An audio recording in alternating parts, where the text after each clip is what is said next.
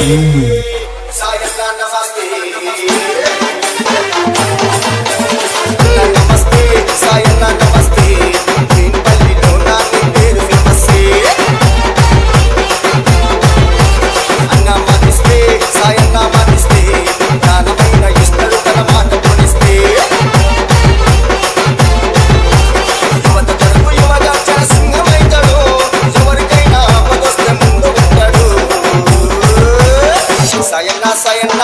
Sayanna Sayanna Sayanna Sayanna